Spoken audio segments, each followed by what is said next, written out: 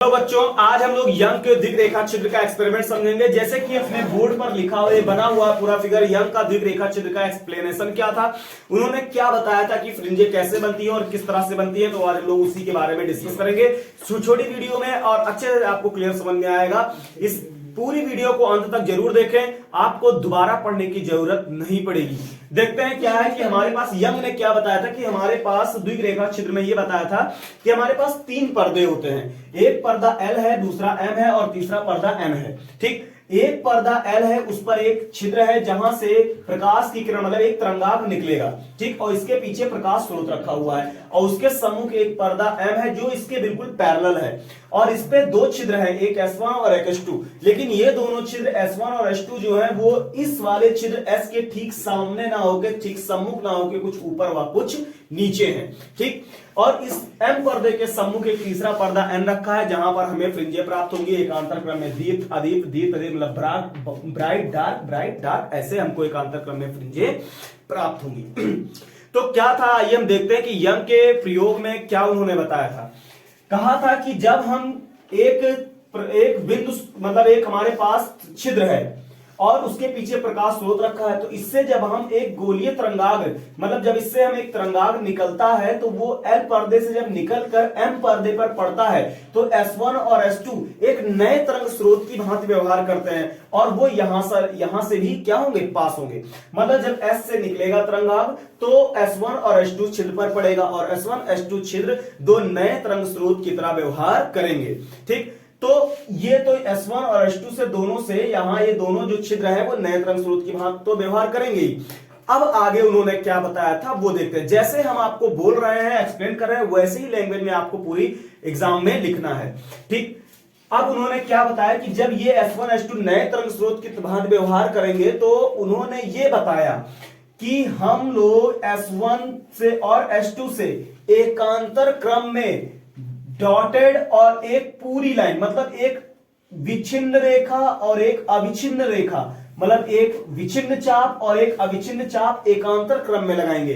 देखिए S1 से पहले हमने विच्छिन्न चाप लगाया, फिर अविच्छिन्न चाप लगाया, फिर विच्छिन्न चाप लगाया, फिर अविच्छिन्न चाप लगाया और फिर विच्छिन्न चाप लगाया। इसी तरह S2 से भी एक विच्छिन्न चाप, फिर अविच्छिन्न चाप, फिर विच्छिन्न चाप, फिर अविच्छिन्न चाप, ऐसे एकांतर क्रम में हम लोगों ने चाप लगाए।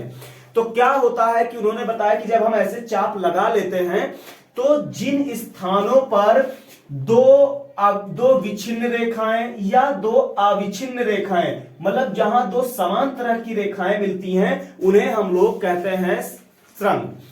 ठीक, और जहां पर एक अविच्छिन्न और एक विच्छिन्न, देखिए एक अविच्छिन्न और एक विच्छिन्न रेखा मिल रही है वहां गर्त है। तो कहने का मतलब यह है कि यंग ने बताया था कि जब हम S1 और S2 से एकांतर क्रम में अविच्छिन्न और विच्छिन्न चाप लगा लेते हैं तो जिन स्थानों पर सेम तरह की 2 विच्छिन्न रेखाएं या 2 अविच्छिन्न रेखाएं मिलती हैं उन्हें हम लोगों ने गोले से छोटे वृत्तों के द्वारा प्रदर्शित किया और इनको आपस में मिलाते चले गए। ऐसे स्थानों पर परिणामी तरंग का आयाम अधिकतम होता है, तीव्रता अधिकतम होती है और ये समान कला में होते हैं। ठीक, इनको छोटे वृत्तों से प्रदर्शित किया गया है और ऐसी रेखाओं को हम लोग प्रस्पंद रेखाओं के नाम से जानते हैं। बिल्कुल ऐसी ही लैंग्वेज में आप समझ लीजिए और ऐसे ही आपको लिखना है एग्जाम में। फिर कहा गया कि जहां पर एक अविच्छिन्न रेखा और दूसरी विच्छिन्न रेखा देखिए समान नहीं है, अब की बार अलग अलग तरह की 2 रेखाएं काट गई। ये देखिए ये अलग है और ये डॉटेड है, दोनों अलग अलग रेखाएं काट गई। इन जगहों पर परिणामी तरंग का आयाम न्यूनतम होता है, ये दोनों तरंगे विपरीत कला में होती हैं और इन जगहों पर ये दोनों काट रहे हैं उनको छोटे काले वृत्तों, छोटे धब्बों के द्वारा उन्होंने दर्शाया और इनको आपस में जब मिलाया तो ये रेखाएं हमको मिली, इन्हें निस्पंद रेखाएं के नाम से जाना गया। ठीक, तो इस तरह से देखिए आपको फिगर में पूरा क्लियर दिख रहा होगा कि जहां पर समान तरह की लाइनें मिली वहां छोटे वृत्त बनाए गए, यहां पर कला समान होगी, परिणामी आयाम अधिकतम होगा, परिणामी तीव्रता अधिकतम होगी और ऐसे रेखाओं को हम लोगों ने क्या नाम दिया, प्रस्पंद रेखा का नाम दिया।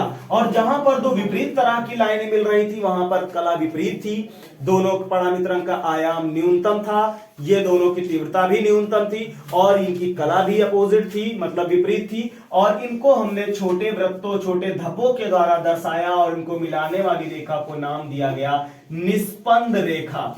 इस तरह से यंग के प्रयोग में ये बात बताई गई थी। और जब इनको हमने बना लिया तो जो सामने एन पर्दा रखा है उस पर क्या देखा गया कि एकांतर क्रम में दीप्त और अदीप्त, मतलब एक काली पट्टी फिर सफेद पट्टी फिर काली पट्टी फिर सफेद पट्टी, जैसे हम इस पर्दे पर पाते गए, प्राप्त करते गए, उन्हें हम लोगों ने फ्रिंज का नाम दिया। ठीक, और ये ध्यान रखेंगे इसमें कि हमारे पास जो एकदम सेंटर पर बनती है फ्रिंज वो हमेशा ब्राइट फ्रिंज ही बनती है। इस तरह यंग ने अपने एक्सपेरिमेंट में ये एक्सप्लेन किया था। आपको इस पूरे वीडियो में आप इस पूरे फिगर को क्लियरली देखें और जैसी लैंग्वेज में आपको बताया गया है एज इट इज वैसी ही लैंग्वेज में आप पूरा यंग के एक्सपेरिमेंट को लिखेंगे। छोटे समय में, कम समय में, छोटी वीडियो में आपको पूरा क्लियर समझ में आया होगा। अगर आपको कोई प्रॉब्लम है तो आप वीडियो में कमेंट करें, वीडियो को ज्यादा से ज्यादा शेयर करें और हमारे चैनल को सब्सक्राइब करना बिल्कुल भी मत भूलें।